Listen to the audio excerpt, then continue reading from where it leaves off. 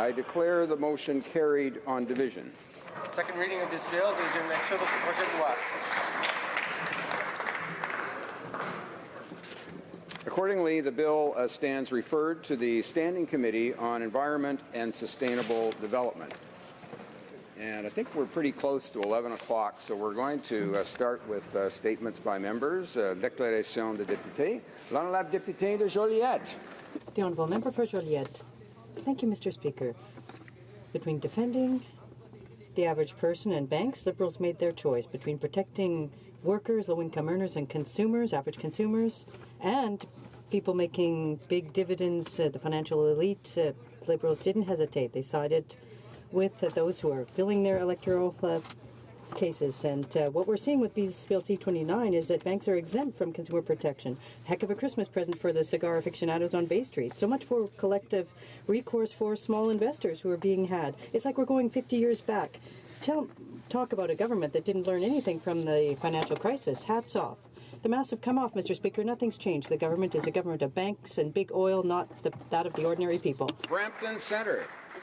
Thank you, Mr. Speaker. Recently, I visited Centre Peel Secondary School and École Elementary French School in my riding.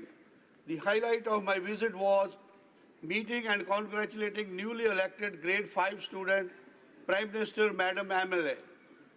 I offered Prime Minister, her cabinet and the school staff to visit Parliament. It was even more gratifying to have Isaac Chimala, my volunteer, and former student of the school, to be with me. It was quite heartfelt and unique experience to interact with the students. This reminded me of my student days. I must congratulate Civics Canada for organizing these visits, staff of both the schools and the students for their kind hospitality. We all know, Mr. Speaker, silver and gold may vanish away, but the sound education will never decay. Thank you, Mr. Speaker. The Honourable Member for Kamloops, Thompson Caribou. Mr. Speaker, we have a crisis in our country. Canada and the U.S. are the world's heaviest opioid users, with the rate of overdoses and deaths increasing dramatically. In the past 10 months in British Columbia alone, we've had 623 deaths. Of those, 322 have been related to fentanyl. In my home community of Kamloops, there has been 33 deaths this year alone. It is devastating families and has taken far too many lives. I'd like to congratulate the Minister of Health on the opioid conference held here in Ottawa last week, and was encouraged with the recent announcement the RCMP have reached an agreement with China to try and halt the trans-Pacific flow of fentanyl into Canada. I also will hope that all members of this House will support the Private Members Bill 307, at least a second reading around tamper resistance to see if it would be positive, and also call for the immediate ban on pill presses as an important next step in this fight. Honourable Member for Fleetwood Port Kells.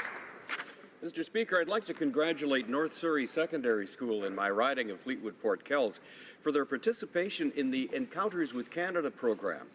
For the last 34 years, Encounters with Canada has given over 105,000 young people from across the country a unique opportunity to meet, share ideas, talk about careers, and get a closer look at our national institutions. I've been particularly pleased to delve into Canada's law and justice system with Patrick Shipwash, a grade 11 student from North Surrey Secondary. It's totally gratifying to see bright young people so engaged in what makes our country work. And I'd encourage all members to look for every opportunity to join with their schools and with groups like Encounters with Canada to ensure we're mentoring the strong leadership our future needs. Honourable Member for Nanaimo, Ladysmith. On any given night in Canada, more than 350 women and children fleeing violence are turned away from help because domestic violence shelters are underfunded and bursting at the seams. Imagine the strength it takes to flee abuse. Imagine the heartbreak of shelter operators to have to tell women there's a 6-month waiting list for counselling. It's unacceptable. Violence against women costs Canada $12 billion a year. 1 in 4 women will be victims in their lifetime. Disabled and Indigenous women and girls face so much higher levels of violence than anyone else in Canada. And so today, on the United Nations International Day to End Violence Against Women, we give deepest thanks to shelter operators like Haven Society in Nanaimo. We condemn violence in every form. We'll press the Liberal government to turn its feminist words into real action.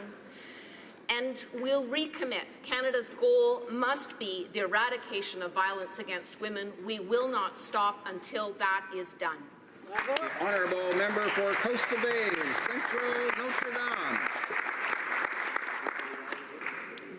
Mr. Speaker, it's the last weekend in November, and of course, you know what that means? Christmas is upon us. This weekend, sheer madness at all stores for shopping. However, outside of the madness of shopping weekend, outside of every store, is one of the greatest Christmas traditions, the red kettle of the Salvation Army. And I want to say, this is from Mary Downey, who's with the Salvation Army in Newfoundland and Labrador. The loonies, the toonies you drop into the Salvation Army kettle will be used to provide more than 1,800 families and individuals throughout Newfoundland and Labrador with a Christmas hamper, more than 3,800 children and youth with a gift or two. Each Christmas season, I spend hours accompanying the red kettle, volunteering my time. So I challenge every member of Parliament and minister in this House to volunteer your time accompanying a Salvation Army kettle. You meet great constituents and you raise money for a great cause to help the impoverished. Merry Christmas, everyone, and please give hope today. The honourable member for Charlesbourg, Haute-Saint-Charles. Mr. Speaker, I'm proud to once again rise in the House to sing the praises of my alma mater, Laval University. Tomorrow, the Rouge et Or will participate in the 10th Vanier Cup that they've won and brought home, in fact, 8 times. Born out of the opportunity to give Francophone players an opportunity to play football while studying in French, the program began modestly in 1995, and now it's a national reference. Thanks to the vision of businessmen in the Quebec City region like Jacques Tanguay and the coaching offered by Glenn Constantin and the team of coaches, this dream became a reality. An entire region admires these student athletes whose motto is strength, work, pride in their quest on the field and in the classroom. I salute them and wish them good luck. Go Laval, go. The honourable member for Saint-Maurice-Champlain. Monsieur le Président. Mr. Speaker, as we move towards 2017, I'd like to turn the spotlight on my beautiful region and on the Mauricie National Park, a real Canadian treasure. The Mauricie National Park is one of the 3 national parks that's open year-round and covers a surface area that's the same as Montreal Island. Throughout 2017, all of our parks will be free. So it's an ideal year for people, families from across the country to discover this natural wonder, as well as the lovely Mauricie region, which includes the 563-kilometer St. Maurice River that flows through it. I want to highlight how warmly people host visitors to the region, the excellent work by Tourisme Mauricie, which showcases the excellent tourist attractions on their website, tourismemauricie.com. I invite all Canadians to visit Mauricie throughout the year for the 150th anniversary of Canada. Mr. Speaker, later today, the 29th Annual Rotary Youth Parliament will be called to order at the Legislative Assembly of Prince Edward Island. The Rotary Youth Parliament sees high school students from across the province take on the role of members of the Legislative Assembly, debating their own bills and resolutions in the chamber. This year, 36 students will participate, forming a full cabinet and an opposition. Bills on the order paper today include the Bridge and Ferry Toll Rebate Act and the Cap and Trade System Act. Tomorrow, after adjournment proceedings, the top youth parliamentarian will receive the Frank Zakem Memorial Award, which was established in honor of one of the giants of our community and the driving force behind the establishment of this wonderful learning experience. Frank would be so proud of his legacy. I look forward to sitting in the public gallery tomorrow morning at the Legislative Assembly to pick up a few pointers and meet some of tomorrow's legislators. Thank you, Mr. Speaker. Bravo. The honourable member for Lakeland. Mr. Speaker, the Liberals constantly pit Canadians against each other, forcing a carbon tax on provinces if it's wanted or not, hiking costs for everyone, but mostly for rural and northern Canadians and the poor.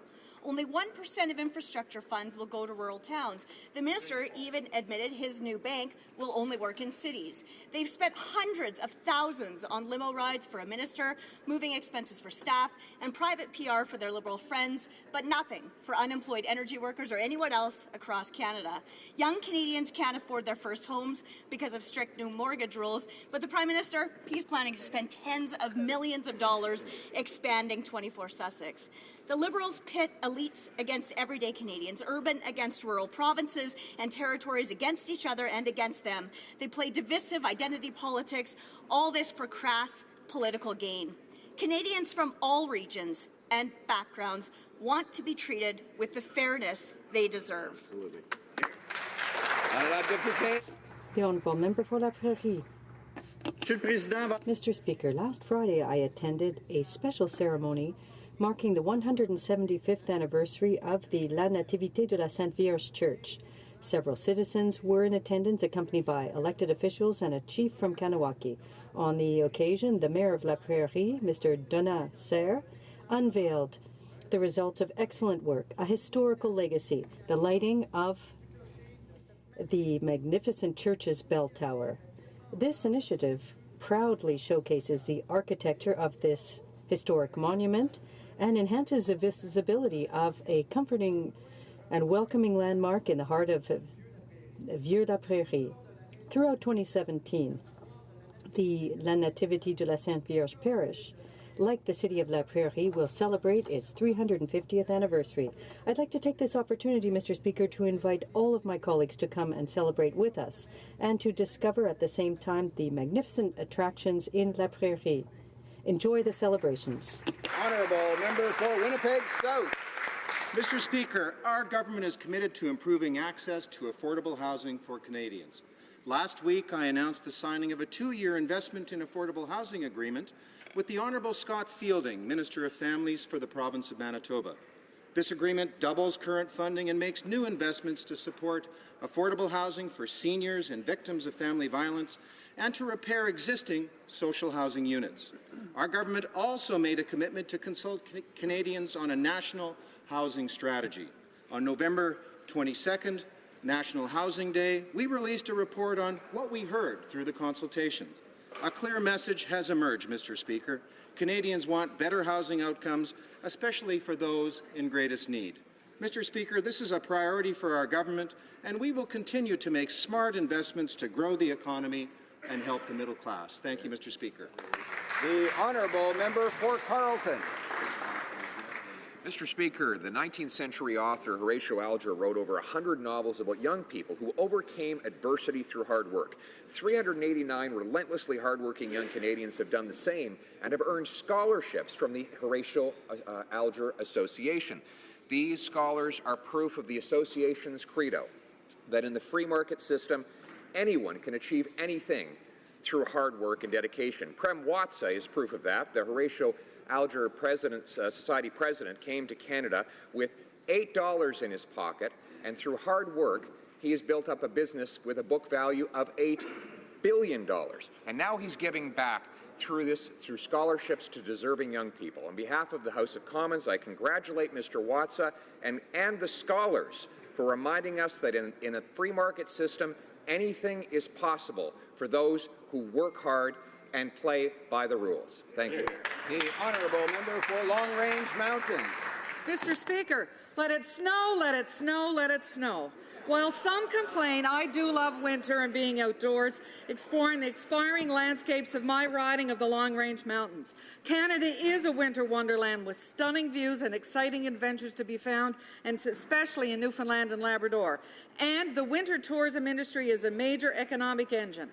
Mr. Speaker, whether strapping on your skis and heading out to Margaret's Trails in Plum Point, or swooshing down the OMJ at Marble Mountain, or snowmobiling the many miles of groomed trails or along the majestic Lewis Hills, or lacing up your skates in arenas like the Stephenville Dome, the St. Anthony Polar Centre, or the Port aux Basques Bruce Complex, or on any frozen pond, winter in Newfoundland is fantastic.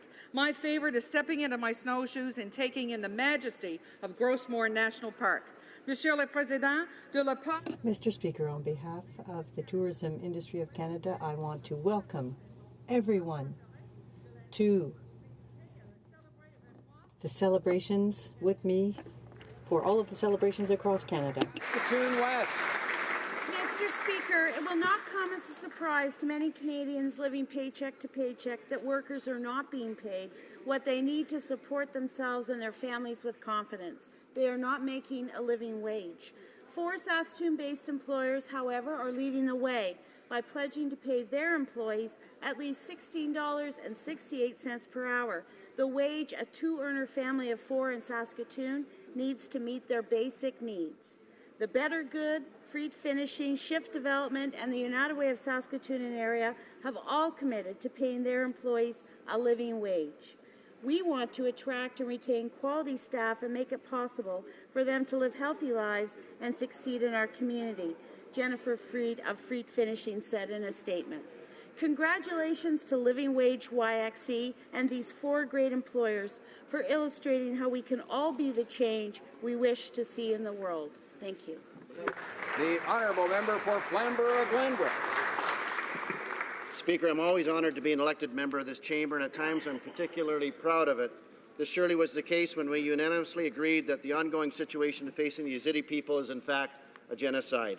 Although the government has not come clean on the nature of the military mission, I'm so grateful to our military for what they do to defeat ISIS and the aid commitments that the government has made. Yet following testimony given at the Subcommittee on International Human Rights, I'm troubled to hear that due to corruption, precious aid is being skimmed off and too little of it gets to those that need it the most. Speaker, we can help get aid to minorities in Iraq without skimming.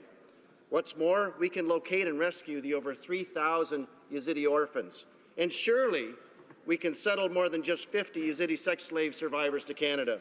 This is just a matter of political will. Right now, the Liberal government has an opportunity to demonstrate kindness and generosity to the Yazidi people in their hour of need. It's the Canadian thing to do. Indeed, it's the right thing to do, Speaker. The honourable member for Dorval-Lachine-LaSalle. Monsieur le Président, Mr. Speaker, each year on November 25th, we start the Days of Activism to eliminate gender-based violence and in Canada and abroad. This shows the terrible reality and the violence that women and girls are exposed to on a daily basis. actions matter. It underscores the fact that every one of us has the power to say no to misogyny, reject sexist language, call out casual sexism, and be respectful in all our interactions with each other.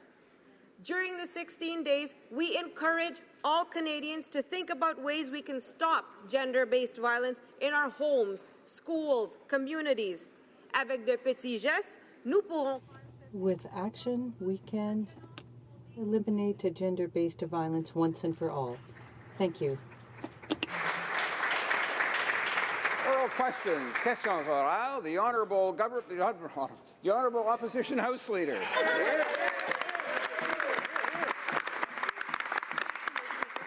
Mr. Speaker, the disconnect between what the Prime Minister says and what he actually does is growing day by day. First, he broke his word to cut taxes for small businesses. Then he broke his commitment to only having a small deficit. We know the deficit is absolutely ballooning. And now he's breaking his own promise to be open, accountable, and ethical. The Prime Minister is very good at putting on a big show and saying all the right things, but then doing something completely different. Mr. Speaker, why won't the Prime Minister keep his word? The Honourable Minister of Fisheries and Oceans. Speaker, the opposition House Leader knows that the government always keeps its word. In fact, Mr. Speaker, they seem to find this funny. They seem to find this funny, Mr. Speaker. What Canadians didn't find funny is her government's inability to focus on economic growth, on cutting taxes for the middle class, on creating jobs in every region of the country. That is the word we gave to Canadians, Mr. Speaker, and that is what governs our government's actions every single day. Honourable Opposition House Leader. Fisheries Minister had a hard time keeping a straight face in saying that. That was pretty obvious. Mr. Speaker, when it comes to fundraising for the government, following the law is simply not good enough. Let me read something for you. The performance of your official duties and the arrangement of your private affairs should bear the closest public scrutiny. This is an obligation that is not fully discharged by simply acting within the law. You know who said that, Mr. Speaker? The Prime Minister, the Liberal Prime Minister. So again, I ask, why does the Prime Minister have such a hard time keeping his word? Why does he say one thing and do something completely different? The Honourable Minister of Fisheries and Oceans. Mr. Speaker, Canada's Chief Electoral Officer said that Canada's election financing laws are amongst the most advanced, constrained, and transparent in the world. Mr. Speaker, what removes even the exaggerated suggestions of my friends on the other side of the aisle from pretending that a conflict of interest appears? What removes that doubt, Mr. Speaker, is always meticulously following the rules. Donations of over $200 are disclosed transparently. That's something, Mr. Speaker, we're proud of on this side of the House, and those are rules that we always follow.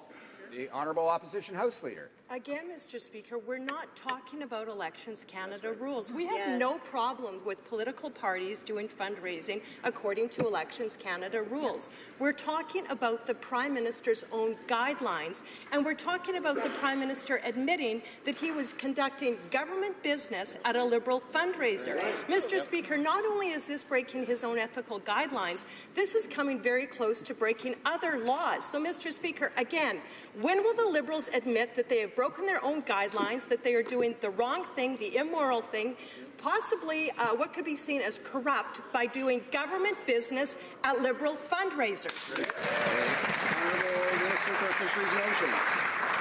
Mr. Speaker, my friend's exaggerated preamble doesn't necessarily turn those assertions into facts. What I can assure the House, Mr. Speaker, is unlike the Conservative Party, we won't appoint people like Mike Duffy and Irving Gerstein and Pamela Wallin to the Senate to raise money on the taxpayer's dime for the Conservative Party. That's something, Mr. Speaker, you want to talk about immoral and inappropriate behaviour? That's why they're on that side of the House, Mr. Speaker. The Honourable Member for Louis Saint Laurent. Mr. Speaker, this government says that it has high principles, but their actions show something completely different, and that's the Liberals' way when they're in the government. They do what we call sectorial fundraising. That means a minister who solicits money from those with whom they have professional relations. For example, a lawyer who will pay $1,500 to meet with the Justice Minister. It doesn't make sense. That doesn't respect ethical rules. What will it take this Liberal government to realize that this doesn't make sense? Do we need another commission of inquiry? The Honourable Minister of Fisheries. Mr. Speaker, my colleague from across the way knows very well that the rules governing political fundraising in Canada are among the strictest in the world. And this is a principle, Mr. Speaker, that all parliamentarians follow, and it's a principle that our government takes to heart. We know very well that contributions over $200 are proactively divulged. These are personal donations. These are donations by Canadians. Only Canadian citizens can make these donations. And, Mr. Speaker, that takes away the appearance of conflict of interest that my colleague suggests there is. The Honourable Member for Louis Saint Laurent. Mr. Speaker, I'd like to remind the Minister of the words spoken by his boss, the Prime Minister of Canada. No preferential access given for fundraising. So when the Liberal Party does sectorial fundraising, it goes against the ethical rules put in place by the Prime Minister himself. But, Mr. Speaker, the Prime Minister himself is holding these kinds of activities, so it shouldn't be surprising that he's doing this, and, a couple of days later, $1 million for the Trudeau Foundation. Well done. How is that respecting ethical rules? The Honourable Minister of Fisheries. Mr. Speaker, once again, the manufactured indignation from my colleague across the way doesn't make what he is saying true. And he knows very well that the contribution that he's referred to the Trudeau Foundation, which is independent of government, he knows very well that that contribution, according to the Trudeau Foundation, was first discussed in January 2014 when the Conservative government was in power. So the idea, Mr. Speaker, of claiming that this is an inappropriate practice, well, he knows very well that he's exaggerating the facts. Member for Essex. Mr. Speaker, selling access to government ministers to secure cash for the Liberal Party is the definition of a breach of trust. But for days now, the Minister of Fishy Fundraisers has been telling us not to worry. When ministers attend these exclusive $1,500 events, he says government business is not discussed. Canadians are tired of this line, and they deserve better. Can the Liberals please tell us, if not government business, what the heck were they talking about during these dinners? Hors d'oeuvres? The Honourable Minister of Fisheries and Oceans. Mr. Speaker, again, just because my colleague manufactures a series of outrage across the aisle doesn't change the facts. The facts are, Mr. Speaker, that Canada's electoral fundraising laws and regulations are amongst the most severe and restrictive in the world. Those are the words of Canada's Chief Electoral Officer.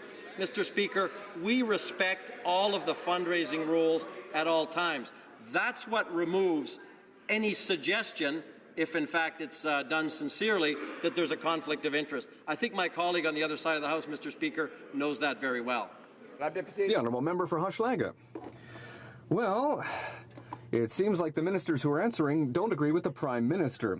When he was asked about these exclusive fundraising activities this week, we were told that Liberals were doing their work and they were working to, quote, attract investors to Canada. The government can't talk out of both sides of its mouth here. Either they're not talking about government business, or they're saying they're attracting investment. Who's telling the truth, Mr. Speaker? The Honourable Minister of Fisheries and Oceans. Mr. Speaker, as I've said many times, these fundraising activities are absolutely normal for all political parties. And that's what the Chief Electoral Officer himself has said. Mr. Speaker, my colleague knows very well that at all times we respect fundraising rules. These are activities that are open to thousands of Canadians across the country, and this is the case for all political parties, Mr. Speaker. The Honourable Member for Hochelaga. Mr. Speaker, we learned yesterday the details of the project to replace the CBC headquarters building in Montreal. In 2009, an agreement was signed between Radio-Canada and the City of Montreal, which called for the construction of 20% of social and community housing on that site. But the group that will purchase the current tower and part of the land has not signed that agreement. How can the Minister for Housing ensure that this agreement will be respected? And when will they start building new social housing? The Honourable Parliamentary Secretary to the Minister of Canadian Heritage. Mr. Speaker, the Minister has always said that CBC and Radio-Canada has social and historic responsibility in Montreal and in its neighbourhood. CBC has respected this, and the new headquarters, which are greener, will meet the needs for the years to come. As the project is underway, we hope that CBC and Radio-Canada will be committed to an open process with its neighbourhood and its employees and with Canadians writ large. We will follow this project very closely. The Honourable Member for Essex. Mr. Speaker, last night I had a telephone town hall with the residents in my riding of Essex. In Essex, there is a crisis with 1 in 11 seniors living in poverty. Some of them are living on one meal a day, having to choose between paying for their prescription drugs, hydro bills, or food. Our seniors worked hard to build a society that we all enjoy today. Now our country owes them a debt of responsibility. This government needs to do more for our seniors. They deserve to be able to age with dignity. What is this government doing to lift seniors out of poverty? The Honourable Parliament Secretary to the Minister of Families and Children. Well, thank you, Mr. Speaker. I want to thank the honourable member for the question. Mr. Speaker, our government recognizes the hard work of seniors that help build our country. They deserve to retire in dignity, Mr. Speaker. It's why we've restored the age of eligibility of OAS and GIS to 65 from 67, a very wrong-headed move by the previous government, Mr. Speaker. We've raised the guaranteed income supplement for 900,000 low-income seniors and invested over $200 million in senior housings. Mr. Speaker, make no mistake, our government is there for seniors now and tomorrow. The Honourable Member for Calgary Rocky Ridge. Mr. Speaker, Canada 2020, a Liberal think tank associated with Liberal lobbyists and good friends with the Liberal Prime Minister, recently introduced a donor agreement to prevent accusations of cash for access for events it holds with Liberal ministers.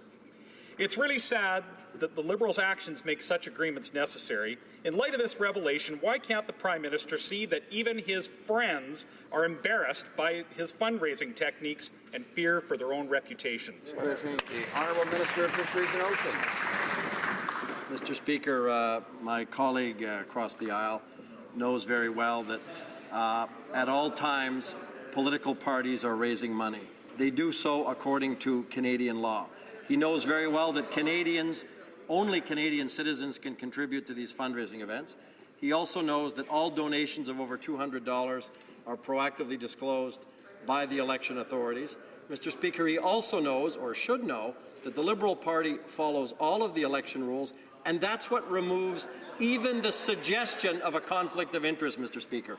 Honourable Member for Calgary, Rocky Ridge. Well, Mr. Speaker, for weeks now we've demanded that the Liberals stop peddling cabinet access to their friends and lobbyists.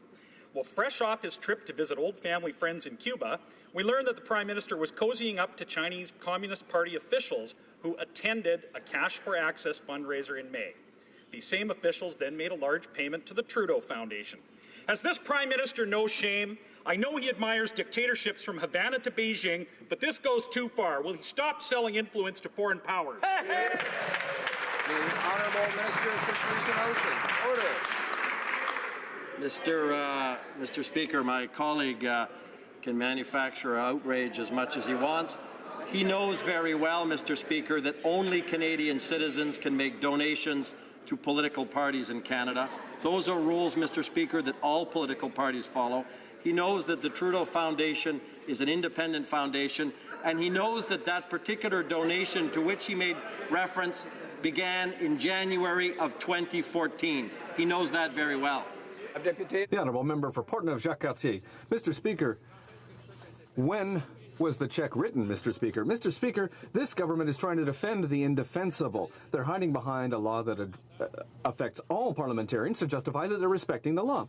And just because something's legal, that doesn't mean it's moral. The Minister of Justice is inviting lawyers to participate in a cocktail event. If they have any ambition, Mr. Speaker, well, they're going to say yes, because when she appoints judges, she'll think about her friends, the friends of the Liberal Party. Mr. Speaker, will this government respect this House and stop bullying with political financing? The Honourable Minister of Fisheries and Oceans. Mr. Speaker, we are proud in the government to have increased transparency when it comes to appointing judges. To see a colleague from the Conservative Party claim that our judicial appointments are not being done in an open, transparent way, well, Mr. Speaker, he knows very well that that's not the reality. We have changed the process to increase transparency and accessibility for judicial appointments, and that's why we are proud to have done that. The Honourable Member for Portneuf-Jacques-Cartier. Mr. Speaker, I have some doubts about what I've just heard. Mr. Speaker, I could continue the long list of ministers who are taking donors hostage. And what's even worse, Mr. Speaker, is that the Prime Minister himself is playing this game. It's the same Prime Minister who instructed his ministers to not play this game. Well, Mr. Speaker, that doesn't make much sense. This is a serious issue, Mr. Speaker. This government isn't respecting the rules. It has no ethics. Will the Liberals stop this fundraising method? The Honourable Minister of Fisheries. Mr. Speaker, as my colleague from across the way, well, he's talking about a lack of ethics or of problematic fundraising. Well, he should maybe think about what his government did when they appointed people like Mike Duffy, Irving Gerstein, or Pamela Wallin to the Senate, specifically to fundraise for the Conservative Party on the backs of the taxpayers. That, Mr. Speaker, is something that our government will never do. Honourable Member for Elgin, Middlesex, London. Mr. Speaker, yesterday in response to a question about the Liberals spending over $23,000 on an external public relations consultant for Kathleen Wynne for her trip to Israel, the Foreign Affairs Minister said these services are available to anyone. Seriously, anyone can get a free $23,000 PR guy funded by the Liberals? No wonder they have no hope of balancing this budget. Why won't the minister simply admit that Kathleen Wynne got the money because she is a Liberal? Yes, the Honourable Minister of Foreign Affairs. It's a service that is available let's say, to any province of any political orientation, of course. But since my colleague is asking the question about what this trip gave to Canada, 44 commercial agreements, $180 million, 200 jobs in Ontario, other provinces have benefited from the same service. Is the member opposite suggesting we should not help our provinces access foreign commercial markets? Israel has benefited from this visit. Is the member opposite suggesting we weaken ties with Israel? For Barrie Innisfil. What the member is suggesting is that the federal government not pay Ontario's bills, Mr. Speaker.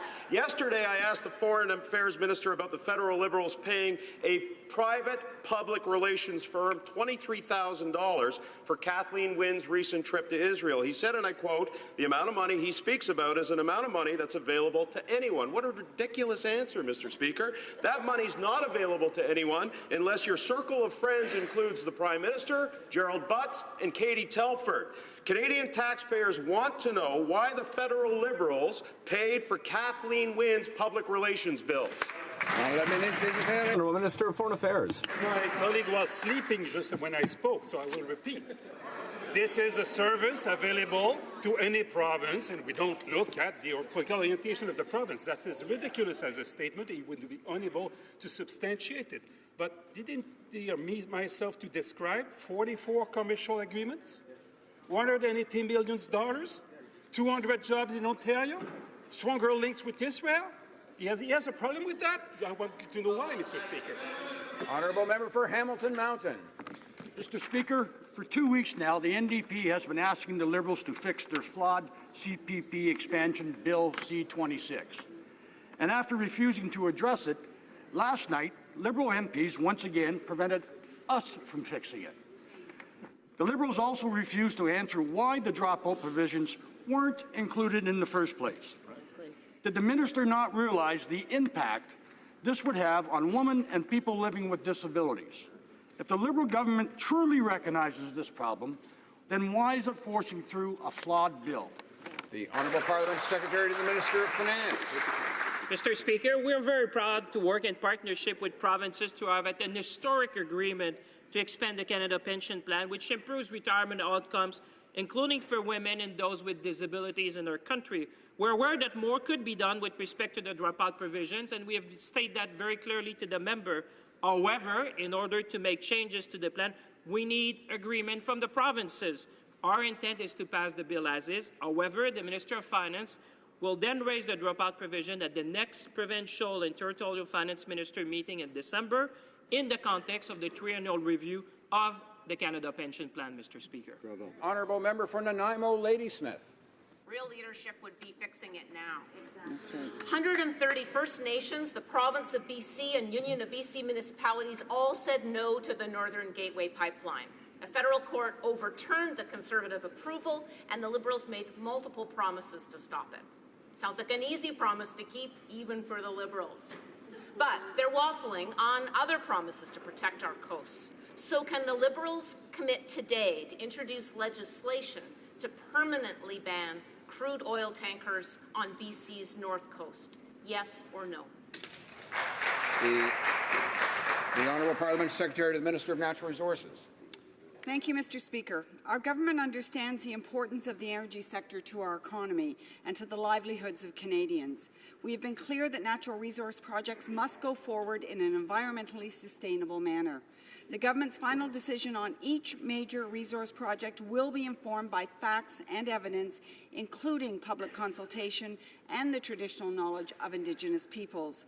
Each major resource project has to be judged on its own merits in order to determine if it is in the overall Canadian best interest. Thank you. Honourable member for Yellowhead.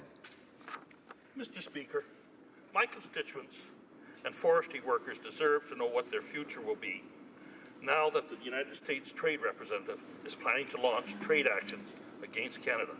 Albertans can't afford another drastic hit. There's no time to waste. Too many jobs are at stake. Why won't the minister do her job, ensure stability and predictability for forestry workers, or does she just not care about Albertans' livelihood? Thank you. Honourable Parliament Secretary to the Minister of International Trade. Mr. Speaker, I'd like to remind the honourable member that it was his the previous government, his party, that failed to that let the treaty expire, failed to reinitiate negotiations with our American partners. Mr. Speaker, we are prepared for any eventuality on this file. We understand that there may be a complaint lodged in front of the Department of Commerce by the American industry. We will defend at every step of the way in front of tribunals our Canadian workers, our Canadian forestry industry. We've never lost, Mr. Speaker. We're confident moving forward, and in the meantime, we will continue to negotiate a good settlement for Canada. The honourable member for Mégantic-L'Érable. Blah, blah, blah, Mr. Speaker. Now we understand why. Well, this is the proof that the Liberal government has never taken renewing this softwood lumber agreement seriously. And now a new trade war is starting with the United States. The Minister of International Trade has been unable in 387 days to defend Canada's forestry workers. What's the result? Well, thousands of families across Canada are afraid of being the victims of this trade war, Mr. Speaker. Mr. Speaker, the Prime Minister's seduction strategy is not working. When will the government finally defend Canadians? The Honourable Parliamentary Secretary to the Minister of International Trade. Mr. Speaker, that's exactly the case. We are defending the interests of Canadian workers and producers in the softwood lumber sector, and that's exactly why we don't have an agreement. It's because what's been offered by the United States is not acceptable. We are continuing to push to help industry, to help workers. In the meantime, we will vigorously defend Canada before the courts and the tribunals. We've never lost, Mr. Speaker, and we will continue to work to come to a good agreement for the country. For Caribou, Prince George. Mr. Speaker, let's talk about how vigorously they're going to defend it. They've budgeted $30 million, a measly $30 million. They just gave $25 million to a foreign organization with direct and indirect links to Hamas, a terrorist, a jihadist terrorist group. So how vigorous are you going to defend Canadian jobs, Mr. Speaker? Mr. Speaker, softwood lumber war number 5 is mere hours away. This means mill closures, job losses for Canadians from coast to coast to coast. This minister has mismanaged this file from day one.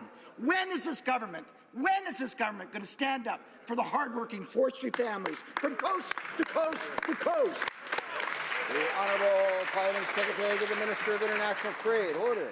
Mr. Speaker, despite the righteous indignation of the honourable member, we'll take no lessons from a party that refused to even initiate negotiations, as the member from Lac-Saint-Jean has admitted in a public statement to the press. Their previous government, didn't even start renegotiation with the Americans. Mr. Speaker, from the beginning, we have been in contact with workers and the industry across the country. We understand their concerns. We know their positions. We're defending those positions vigorously in negotiations, and we're going to defend our position vigorously in front of tribunals. Member for Caribou, Prince George. Mr. Speaker, our government put to an end the most costly and longest trade war with the U.S. in 2006. Not only did we do that, Mr. Speaker, but we also renegotiated an extension and a grace period that this government hasn't been able to do with their BFF. Mr. Speaker, there are going to be job closures, mill closures, and it's going to impact small communities from coast to coast to coast to coast. Mr. Speaker, it is not just the forestry workers, it is the small mom and pops, it is the industry, the other industry, the service industries from all across Canada. The Honourable Parliamentary Secretary to the Minister of International Trade. Mr. Speaker, we've been standing up for Canadians from coast to coast to coast on this file since the get-go, which is more than we can say about the previous government. Mr. Speaker, our strategy remains the right strategy. We are continuing to negotiate on behalf of Canadians. We are continuing to stay in contact with workers and the industry across the country, and we are going to defend ourselves in front of trade tribunals, which the previous Liberal governments under Prime Ministers Chrétien and Martin did. And, Mr. Speaker, we've never lost, and we will continue to move forward in that direction. The honourable member for Trois-Rivières. Mr. Speaker, the federal government's management of the fleet of icebreakers has been a real fiasco. Instead of buying the AVIC at a reasonable price for taxpayers, the government is dragging its feet. If the lack of equipment for winter conditions should lead to the closure of the St. Lawrence Seaway, even for a few days, it would be a economic disaster. As a member for Trois-Rivières, which is a port city, I know what I'm talking about. Why is the government refusing to purchase the AVIC? The Honourable Minister, Mr. Speaker, we announced a few weeks ago an open and transparent process to consult the industry precisely to make sure that there would be no service interruption between the time when the 9 Coast Guard vessels who are currently doing the work in the Gulf of St. Lawrence, who will still be in the St. Lawrence River next year and for a number of years, but at a certain point in time we have to look at the alternatives to ensure that there is no service interruption. And my colleague should not upset people over this. The Honourable Member for Rimouski. Mr. Speaker, I'd remind the Minister of a report of his own department that considers the situation critical. Economic development along the St. Lawrence depends on a seaway that's open all year round, all winter. But the government is responding to this critical situation by saying that they'll think about maybe one day possibly renewing the fleet. Is that the government's strategy? Instead of rolling the dice, why don't they at least consider purchasing or renting, leasing the AVIC? The Honourable Minister. I'm surprised to hear my colleagues suggesting that we should proceed in a way that's not open, not transparent. What we've done is consult with the entire industry, all the stakeholders all across the country who have suggestions to make about the advisability of acquiring vessels short-term to make sure that there's no interruption of service. Instead of proceeding with just one idea, we think it's in the interest of Canadians and taxpayers to have a more open process, and that's exactly what we're doing. The Honourable Member for Brossard-Saint-Lambert. Mr. Speaker, it can be hard for parents to save up for their kids' post-secondary education. The costs of daily life, from groceries to rent, always take precedence, but saving for an education can have a huge impact on a child's future. Workforce Development and Labour informed this House of the steps the government is taking to help parents save for their children's post-secondary education. Honourable Minister of Employment. Thank you very much. Brossard-Saint-Lambert. Mr. Speaker, November 20th to 26th is Education Savings Week, and Canadians are encouraged to save for a child's post-secondary education. That type of education opens doors and better jobs and helps Canadians obtain in-demand skills and education. The government has 2 incentives, the Canada Learning Bond and the Canadian Education Savings Grant. We encourage all Canadians to save for the future and ensure our children are successful. Thank you, Mr. Honourable Member for Lanark, Frontenac, Kingston. Mr. Speaker, last week we learned the Minister for Democratic Institutions will, at the cost of millions, be mailing out 13 million postcards asking feel-good questions about electoral reform. But this week she said Canada can't have a referendum on the very same subject because, quote, we have seen how expensive referenda can be, unquote. Wow. The Chief Electoral Officer has testified that a simple change that is under the Minister's own direct control could cut the costs of a referendum in half. Given the Minister's day-old enthusiasm for frugality, why won't she just take the CEO's advice and stop pretending that cost is an insurmountable barrier to democracy? Here, here. Honourable Minister for Democratic Institutions. I want to thank the Honourable Member for his question. It's been a while. And Mr. Speaker, I also want to thank him for all his hard work on the special committee focus on electoral reform. And I'm sure that the member opposite, who's been asking for a year that we reach out to as many Canadians as possible, will be fully supportive of the 3rd pillar of our outreach. We will be reaching out to Canadians from all walks of life.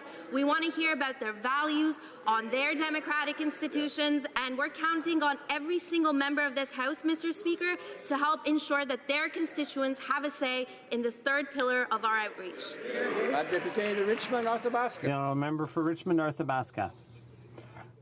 Tell me about it, Mr. Speaker. Consultations. This government can't stop saying how much they consult and listen to Canadians from coast to coast to coast. Madam Minister, if 70% of Canadians want to hold a referendum before changing the way we vote, and if the majority of committee members tables a report calling for a referendum. Are the Minister and the Prime Minister going to finally listen to Canadians and listen to them, or are they going to just barge ahead with their personal preference? The Honourable Minister. It's been a while since I've heard from him too. And Mr. Speaker, we listen to Canadians when we propose this special committee to go out and hear from Canadians. We listen to Canadians and the members of this House when they said change the composition of the committee so that the majority would be with the opposition. We will listen to Canadians in new and innovative ways, Mr. Speaker. I'm looking forward to receiving the committee's report on December 1st, and we will take that into consideration along with the feedback we've received from Canadians before we introduce legislation in this House. Honourable Member for Leeds, Grenville, Thousand Island and Rideau Lakes. Mr. Speaker, while the Liberals ignore farmers, our Conservative government mandated that oil companies blend ethanol and biodiesel in our transportation fuels. This has been good for jobs and the economy, good for the environment, and good for the farmers in my riding. The Eco-Fiscal Commission has recommended these farmers be left in the dust. Can the Agriculture Minister confirm that the Liberals will not reduce the ethanol and biodiesel mandate? The Honourable Parliamentary Secretary. Mr. Speaker, I'm proud of the accomplishments of our government when it comes to the environment and climate change. We've repeatedly said that our government is determined to make our environment cleaner and our economy more innovative. Biofuels can help create new economic opportunities for entrepreneurs and contribute to reductions in GHGs. Thank you, Mr. Speaker. Thousand Island and Rideau Lakes. Thank you, Mr. Speaker. The government clearly does not want to confirm that they're going to continue having that mandate. Farmers in my riding depend on the ethanol and biodiesel production for their livelihoods, but the Eco-Fiscal Commission wants to throw them under the bus. This will kill farms and jobs, give us a weaker economy and a dirtier environment. Right. Why won't the Liberals stand up for farmers and our environment and maintain the ethanol and biodiesel mandate? The Honourable Parliamentary Secretary to the Minister of Agriculture. Mr. Speaker, Canadians voted for a government that would be more responsible and create a cleaner environment and a more innovative economy. Canadian farmers manage their lands responsibly, and the Government of Canada cooperates with its provincial and territorial counterparts to help farmers reduce their GHG emissions and keep the water clean and adapt to climate change. Now, a member for Desnette, Ms. Nippy, Churchill River. This week, Cindy Blackstock, AFN, Chiefs of Ontario, and Anishinaabe Nation all filed motions of non-compliance against this government, after already issuing 2 previous compliance orders. When the Liberals supported our motion, Indigenous families hoped things would change. But 2 days later, this government was back in court fighting First Nations children. When will this government do what it promised and work with First Nations people and not against them? The Honourable Minister of Indigenous Affairs. Thank you, Mr. Speaker. And I thank the member for raising this question. In that we too were disappointed that the plaintiffs decided to go and file motions again when there had been a very good offer by the Chief Commissioner, the Human Rights Commission, for us to get the lawyers out of this and be able to speak and facilitate a discussion to get going on the reforms that are really necessary.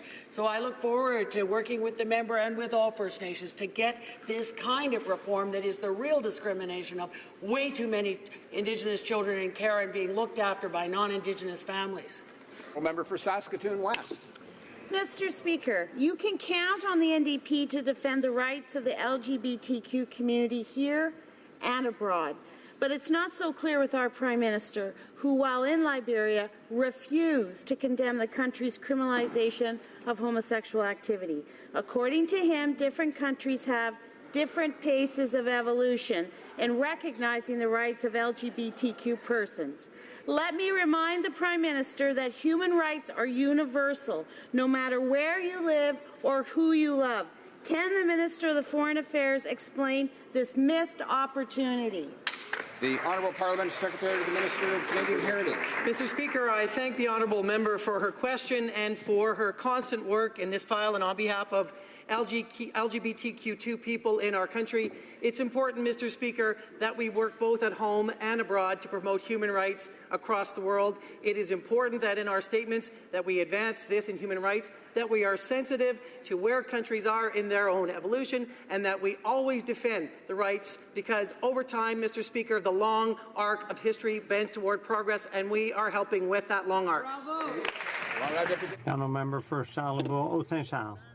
Mr. Speaker, the decision to acquire an interim fleet of 18 Super Hornets makes no sense because there is no capability gap. The commander of the RCAF, the NORAD commander, the chief of the defense staff have all confirmed that. And now we learn that everyone working on the 235 people working on the fighter jet file had to sign permanent non-disclosure agreements. According to Alan Williams, former ADM of Material, this is unprecedented. The file stinks. The government's hiding something.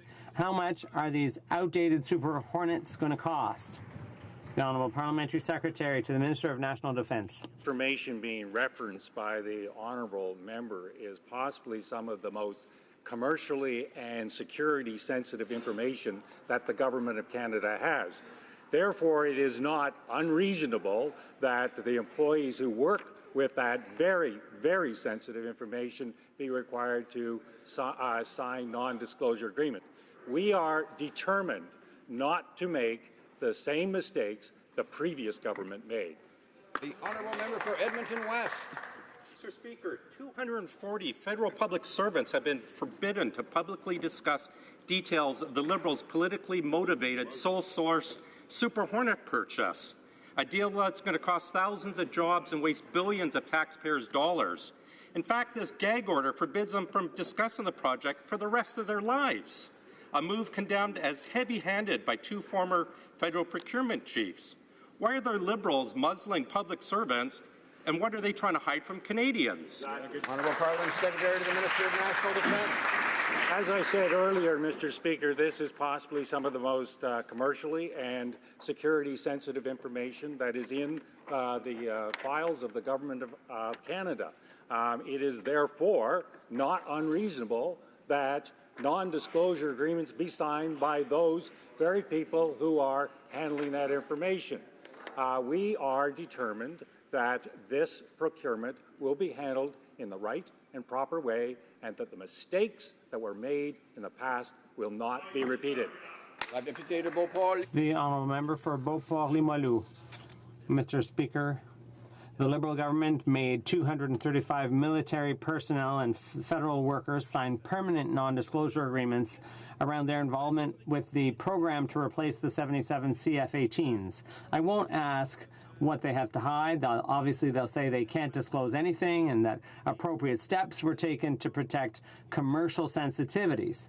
Instead, Mr. Speaker, I'd just like to know, were these people gagged simply because they didn't agree with the Liberal government's decision? The Honourable Parliamentary Secretary to the Defence Minister. Mr. Speaker, as I said in earlier responses, this is sensitive information. This is critical information. This is information you simply do not want to have in the wrong hands.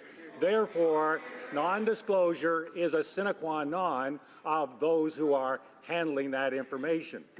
Therefore, Mr. Speaker, we have asked those who are handling that information to sign non-disclosure agreements which extend past their employment with the Crown. Thank you. Honourable Member for Oakville. Mr. Speaker, my riding of Oakville is part of the network of auto manufacturers in this country. In fact, the Ford assembly plant in my riding employs approximately 4,500 workers. They work hard to ensure that the vehicles and equipment assembled are consistent with Canadian safety standards. Can the Minister inform this House on his work with regards to safety of Canadian consumers? The Honourable Minister of Transport. Mr. Speaker, I'd like to thank the member from Oakville for his question and for his leadership on our automotive caucus. Obviously, consumer protection is important to us with respect to road safety. C'est pourquoi j'ai introduit le... That is why I introduced Bill S2 in the Canadian Parliament to give ourselves the tools we need and to be able to issue recalls and repair defects with automobiles and equipment. The project is before Parliament, and when it comes to the House, I hope all parties will support it. Thank you. Mr. Speaker, Canada is facing a crisis of the overprescription of opioids and illicit fentanyl, and now a wave of street drugs 100 times stronger. The health minister claims to be using every lever at her disposal, but the only action we've seen from the Liberals was an exclusive conference in Ottawa. The doors were closed, Mr. Speaker, to addiction doctors and any expert who may have had a different opinion than the Liberals. If the minister takes the opioid crisis seriously, why is she not meeting with addiction doctors and those on the front line who work every single day with this tragic crisis? Honourable Minister of Health. Mr. Speaker, I thank the honourable member for raising this issue. The matter of opioids in this country is a serious public health crisis, and we have taken action on this from day one. I was very pleased early on in my mandate to make sure that naloxone was available to save hundreds, if not thousands, of lives by being available on non-prescription status. I was also very happy to make sure we got intranasal naloxone into this country and to make sure we got approval for it. I was very happy to take steps to schedule precursors for illicit fentanyl so that that would not be available. We have taken steps to make sure supervised consumption sites were available as a harm reduction measure, and we brought together hundreds of people in a manner that has never been done before, including addiction specialists and all other stakeholders, to make sure that action is taken on this very serious matter. Honourable Member for Mount Peck. Mr. Speaker, my question is to the Minister of Infrastructure. For the last 2 years, Prince Edward Island has led this country in export growth and are expected to again this year. The Premier has tagged Prince Edward Island as Canada's food island for its food and fish exports, but we also export many other products, aerospace and other goods. Critical to our export needs in all of Atlantic Canada is quality infrastructure that leads us into those export markets. So my question to the Minister is, under the new infrastructure fund, will those critical needs be met for Atlantic Canada? Honourable Minister of Infrastructure and Communities. Mr. Speaker, I would like to thank my colleague from Malpeque and, in fact, all of the Atlantic Caucus for their advocacy on infrastructure issues in their communities.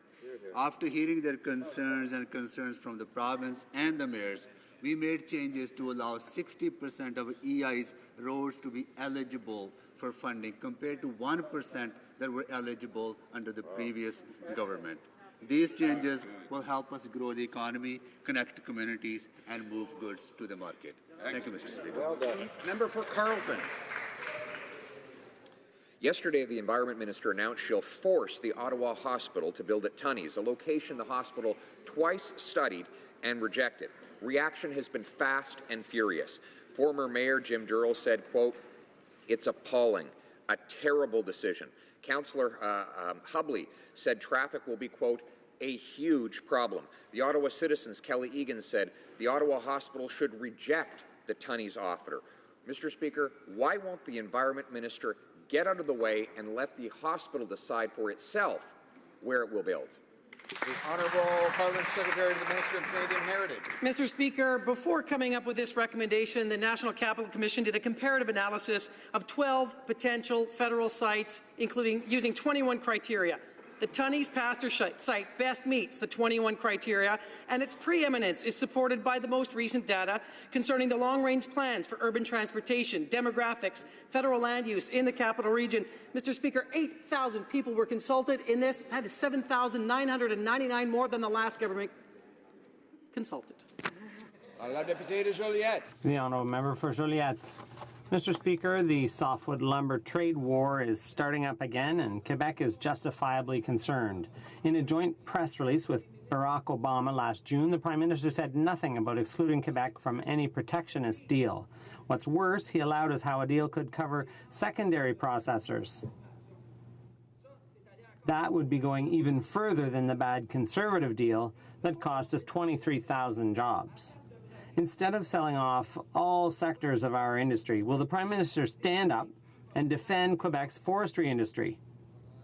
The Honourable Parliamentary Secretary to the International Trade Minister. Thank you, Mr. Speaker. I'd like to thank my colleague for his question and his interest in Quebec's industry. From the very outset, Mr. Speaker, we have worked with the Quebec industry, with Quebec workers, to understand their position and to advocate on behalf of them. We understand the differences between Quebec and the other parts of the country. That's part of our negotiating strategy, and we will continue to advocate Quebec's interests before the courts and in the negotiations right up until we strike a deal. The honourable member for La Pointe de l'Île. Mr. Speaker, it's high time the federal government took action. They're 2 months late in returning our taxes to fund construction for homelessness in Montreal. 11 projects to create 235 new social housing units to fight homelessness are being held up because the federal government is slow to free up the promised $2 million. Can the minister guarantee that the funding will flow on time? The Honourable Parliamentary Secretary to the Minister of Families. Honourable Member, we are concerned about homelessness in our country, and that's why in Budget 2016 we announced an additional $112 million to the homelessness partnering strategy over 2 years. This was a 50% increase, Mr. Speaker, the first increase since 1999. Mr. Speaker, our Social Development Minister recently met with provincial and territorial ministers, and Mr. Speaker, homelessness will be a front and center issue as we develop a national housing strategy. Thank you, Mr. Speaker. The honourable member for La Pointe de l'Île. Mr. Speaker, for $1,500, you can get access to the Prime Minister and make your case. It's even better if you donate to the Trudeau Foundation. Are dairy and cheese producers going to have to attend a Liberal cocktail party for $1,500 a head? Is it the same thing for homelessness groups, for the forestry industry, for consumers? Are all Quebecers going to have to fork over $1,500 a head so that we can get back the $50 billion in federal taxes coming from Quebec to serve the interests of Quebecers? Is that what we're going to have to do? The Honourable Parliamentary Secretary to the Minister of International Trade. Mr. Speaker, our government has consulted far and wide all across Quebec on many issues in many industries. On softwood lumber, a couple of weeks ago, I went to the Saguenay. The minister went too. She consulted with stakeholders all over Quebec. The agriculture minister, the parliamentary secretary did the same thing when it came to diafiltered milk. So that's completely false, Mr. Speaker, to say that we're not listening to Quebecers. That's just part of our responsibility as a government. Thank you, Mr. Speaker. My question is for the Minister of Fisheries and Oceans and the Canadian Coast Guard. In 1993, the Canadian government made a commitment to supplement the Nunavut Agreement with more detailed legislation on Nunavut fisheries regulations. Nunavut Tungavik Incorporated submitted draft Nunavut fisheries regulations to the Department in 2013 and presented them again in 2015. Unfortunately, progress has been slow. Will the Minister commit to working collaboratively with NTI to finally develop relevant Nunavut fisheries regulations? Thank you, Mr. Speaker. Fisheries and Oceans. Speaker, I want to thank our colleague from Nunavut for the question. I share his view that the fisheries in Nunavut offer an important opportunity for economic development. Our government understands that a sustainable, scientifically based fishery is in the interest of the residents of Nunavut and the interest of Canada. I'm happy to tell him that we're proceeding along the lines of the partnership with NTI like he just identified. We believe in co-management with our territorial partners. Senior officials met with NTI this week. They've scheduled another meeting for December 9th. And Mr. Speaker, we're going to work with them to get the job done. Conclude question period for today. Go to tabling of documents. Dépôt de documents. The Honourable Minister of Indigenous Affairs. Mr. Speaker, pursuant to Standing Order 32, I have the honour to table in both official languages the 5-year review of the Special Claims Tribunal Act. Tabling of documents. Introduction of government bills. Dépôt de projet de loi émanant du gouvernement. Statements by ministers. Déclaration de ministre. Reports from interparliamentary delegations. Rapport de délégation interparlementaire.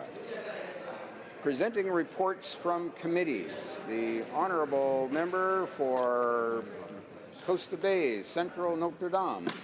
Thank you, Mr. Speaker. I have the honor to present in both official languages the fourth report of the Standing Committee on Fisheries and Oceans entitled Supplementary Estimates B 2016-17. Votes 1B, 5B, and 10B under Fisheries and Oceans. Thank you. Presenting reports from committees, the Honourable